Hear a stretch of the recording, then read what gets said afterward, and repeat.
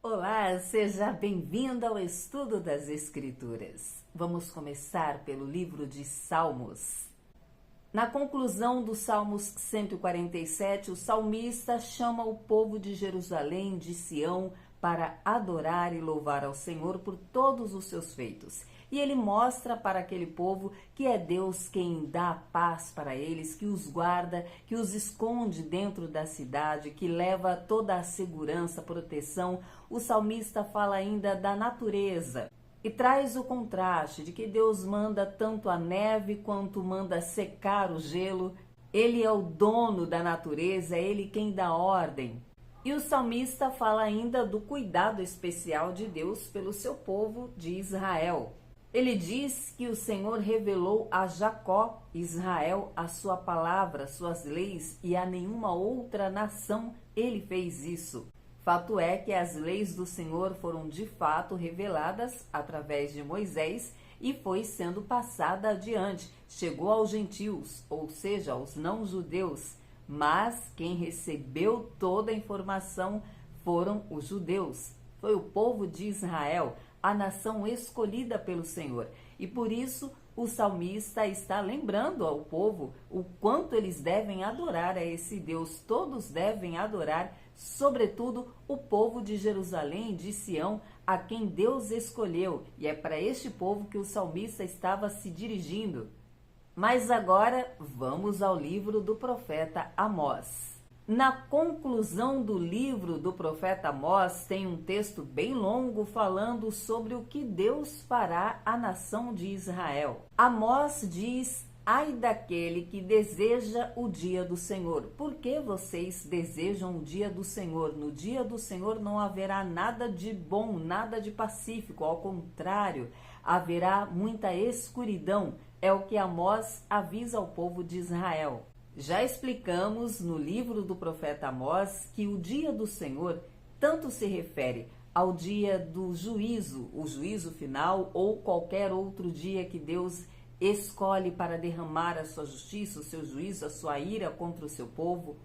Como em todo o tempo ocorreu nas narrativas do Antigo Testamento, que Deus avisava, levantava os profetas e avisava o que ia fazer até que chegava o dia do Senhor e ele de fato executava aquele juízo.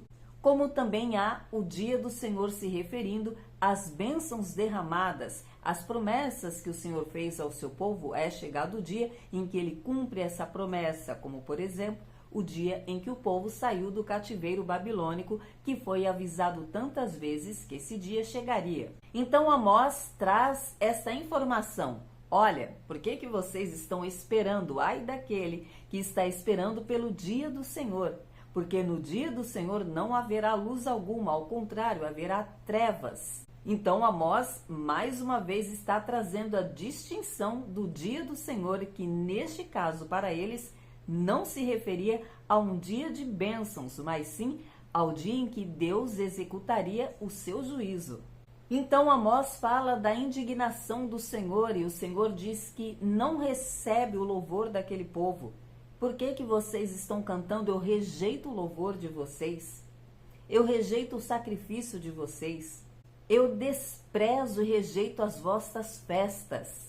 As festas que eles faziam dizendo que era para o Senhor, as festas que estavam no calendário judaico, que vem desde o tempo de Moisés. Afastai de mim o som dos vossos cânticos, disse o Senhor.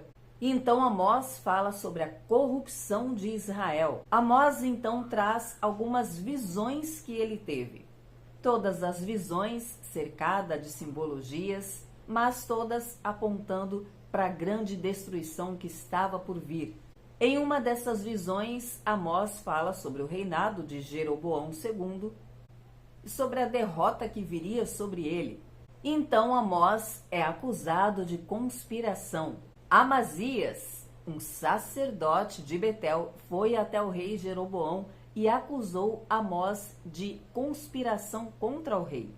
Ele disse que Amós estava no meio do povo de Israel conspirando contra o rei de forma tal que a cidade não podia suportar. Então ele transmitiu ao rei as palavras de Amós. Amós está dizendo que a espada virá contra o rei Jeroboão, que ele será morto à espada. e que Israel será levado cativo da sua terra.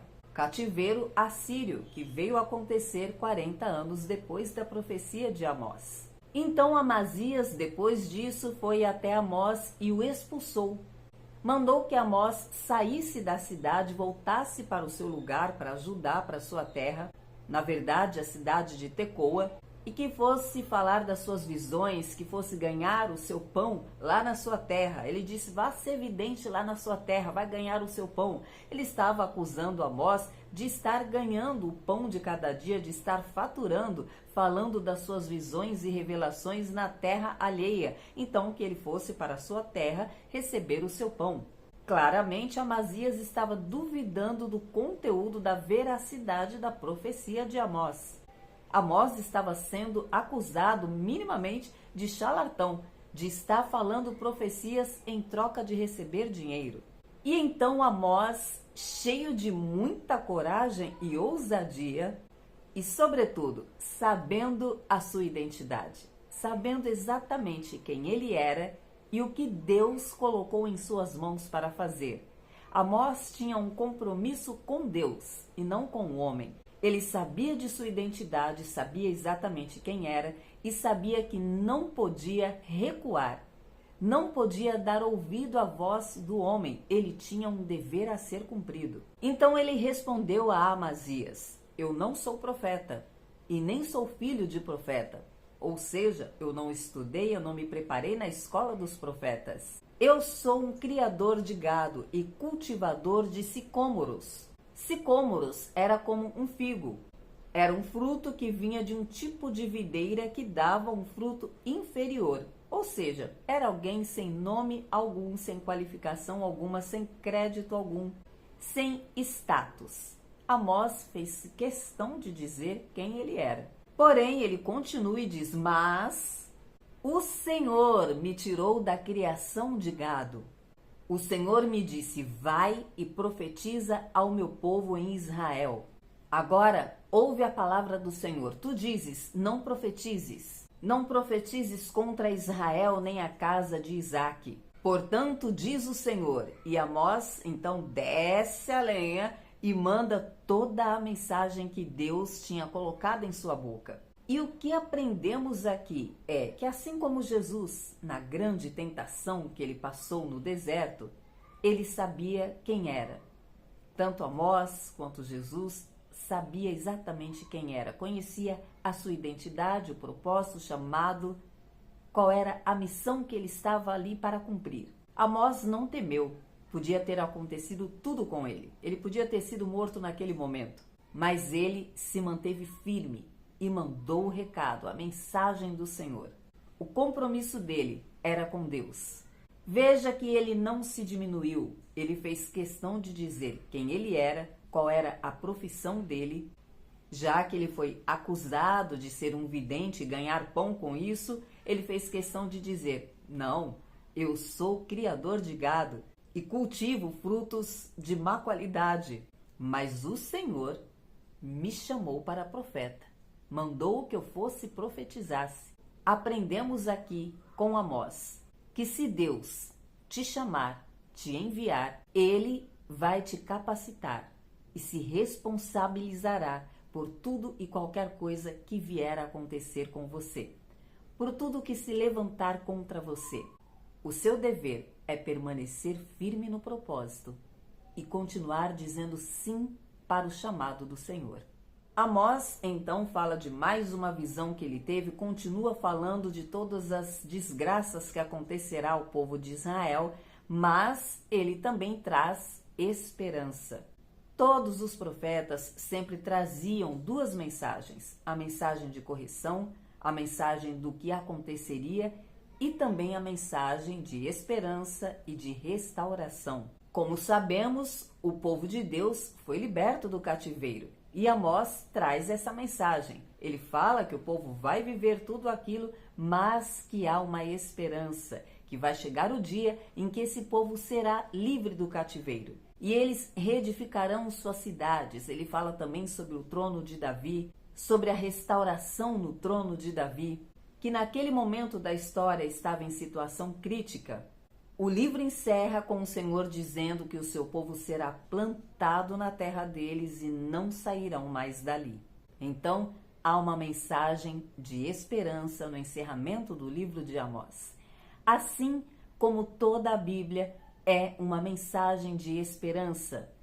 É o que vamos ver agora no livro de Apocalipse. No texto de hoje de Apocalipse, João narra a figura do dragão e fala que o dragão é o Satanás que foi lançado do céu, mas este lançar do céu não se refere à queda de Satanás lá no início dos tempos, quando ele era um anjo de luz e usurpou a glória de Deus e foi lançado do céu abaixo. João fala que ele foi lançado do céu e junto com ele alguns anjos, então parece muito que está se referindo à primeira queda, ao primeiro lançamento de Satanás lá no início dos tempos. Mas este lançar aqui, quando você lê a continuação do texto, é sobre quando Jesus vem. É sobre a vitória de Jesus, que nós lemos no texto anterior, que ele vem arrebatando, levando os seus escolhidos. Então, Satanás é vencido porque é estabelecido por completo o reino de Deus. Então, João traz uma narrativa na sequência sobre aquela mulher grávida que vimos no texto anterior,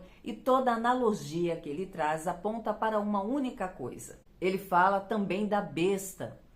Essa besta é o homem que perde o juízo, que perde a referência em Deus. E aí lembramos do rei lá do livro de Daniel, capítulo 7, dos versículos 4 ao 7, o rei que perdeu o juízo e se tornou uma fera de fato.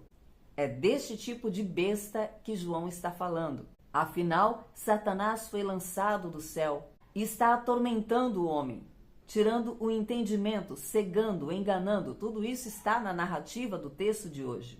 João, dentro de toda a sua analogia, aponta para a igreja do Senhor, que foi sendo perseguida. Satanás o tempo todo buscou derrotar a igreja, buscou impedir o avanço da igreja. Devemos lembrar que o texto de Apocalipse foi escrito não somente para nós que estamos esperando a vinda de Jesus, mas foi escrito também para aquele povo. Lembre-se de que João foi ensinado, foi orientado a continuar falando as suas profecias, e por isso ele escreveu o livro do Apocalipse, que era para aquela igreja que viveu lá naquele tempo. Então o livro de Apocalipse tem algumas etapas, alguns momentos da história, apesar de apontar para o futuro. Ele fala sobre a igreja que foi vivendo em todos esses tempos, incluindo a igreja do tempo presente, que deve continuar perseverante, lutando, firmado no Senhor, esperando a vinda de Jesus, sabendo que Satanás foi derrotado por Cristo. E ele está agora lutando para parar a igreja e tirando o entendimento do homem. O homem virou uma besta. E é só você olhar para o que o mundo está vivendo hoje. Quantas pessoas estão perdendo a sua razão, perdendo a sua identidade, o senso moral. A imoralidade é generalizada e tantas outras coisas que temos visto hoje. E está sendo avisado aqui no livro de Apocalipse. E quando falamos que é sobre esperança, é porque nesta narrativa que vem na sequência do tocar da 7ª trombeta, aponta para a esperança, para a vitória de Cristo, para a igreja do Senhor sendo protegida, restaurada, guardada no Senhor. Então a mesma esperança que acabamos de ver no livro de Amós também é para nós, que estamos vivendo no tempo presente. Qual é a nossa grande esperança? É que Jesus voltará e estaremos com Ele. E toda angústia, aflição, perseguição, dores que vivemos aqui hoje e agora, passará. Viveremos eternamente em um tempo de paz, paz eterna e constante com o Senhor. Assim como em Amós vimos que a promessa para o povo de Deus é que eles ficariam firmados na terra deles, a esperança para nós é que estaremos firmados diante do Senhor para sempre. Então, sim, Apocalipse é um livro de esperança. Mas se você que porventura assistir esse vídeo e não tiver em você esta esperança, porque não conhece o Senhor, porque não entregou a sua vida para o Senhor, o relógio está contando, mas ainda há tempo. Enquanto a trombeta não tocar, dá tempo de você dizer: sim, eu reconheço que Jesus é o Salvador. Eu entrego a minha vida a Ele, e quando você fizer isso, o medo vai embora. O amor lança fora todo medo. E o Apocalipse será para você também um livro de esperança. Se Deus disser que sim, eu te espero aqui amanhã. Até lá!